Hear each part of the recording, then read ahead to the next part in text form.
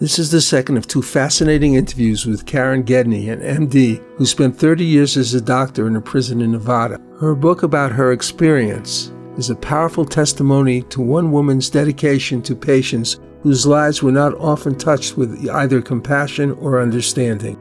The description of her life there and the positive changes she tried and often did accomplish successfully are recorded in her book, 30 Years Behind Bars. One interesting fact was that when she entered the prison system in Carson City, where she lived, there were no black people residing there except her husband, who was black. But in the prison where she worked, it wasn't quite the same. Have the audience just imagine, I lived in Carson City, which back in those days, capital of Nevada, maybe we had 40,000 population, and there were no black people in this population. I mean, none, except when I moved here, my husband was black, right? And so, yes, that's right.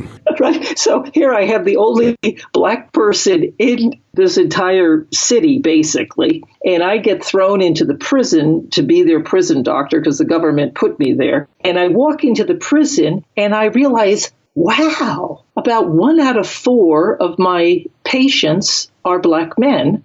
And where'd they come from? I mean, there's no, wow. I mean, we're talking no. And then I found that they were basically shipped up from Las Vegas, or some filtered in through Reno, which is about 45 minutes from Carson City. But the thing is, in Nevada, we had population-wise, the entire state, like Las Vegas, you include maybe 6% black population. But in the prison, it was more like 25-30%. So it was a good 5 times overrepresented. And that just struck me. From almost the beginning of her career, higher-ups in her prison were determined to get her out. And very soon, a sham investigation began. One complaint saying she was prejudicial towards black prisoners because her husband was black. The prison authorities had chosen suppression and control over concern for the prisoners' inherent humanity, despite the errors of life that typically had gotten them there.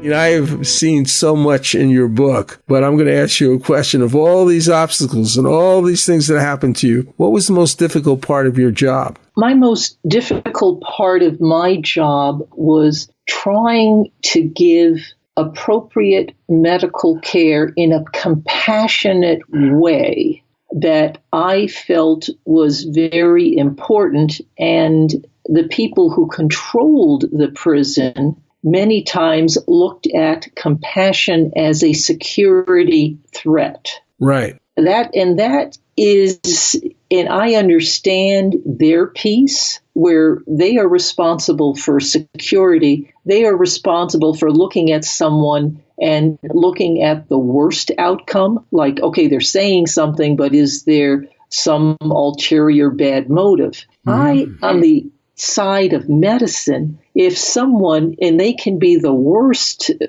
manipulator, bad guy, but if they tell me they've got whatever, belly pain, I have to give them the benefit of the doubt, because I do not want to miss something serious, whether it's an appendicitis or a tumor or something like that. And to me, the hardest thing for me in the prison was my orientation was like 180 degrees opposite a security's perspective.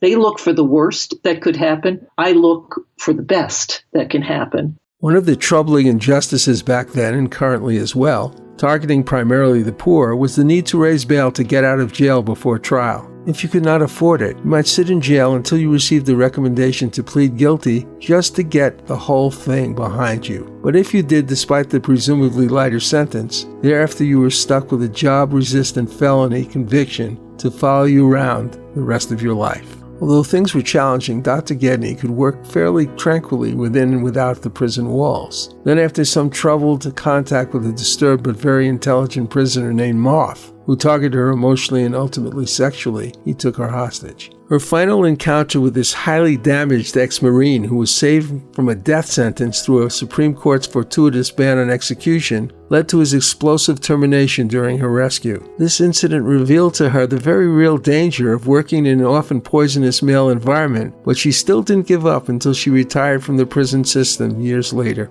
In one sense, what happened to her was not so impossible given the everyday state of mind of many prisoners. In fact, serious mental illnesses are common in prisons in this country, many provoked by the unforgivable and brutal crime of putting people in solitary confinement for long periods of time, even life. Join us now for an exciting and enlightening interview with Dr. Karen Gedney, author of 30 Years Behind Bars and currently a popular speaker on prison reform.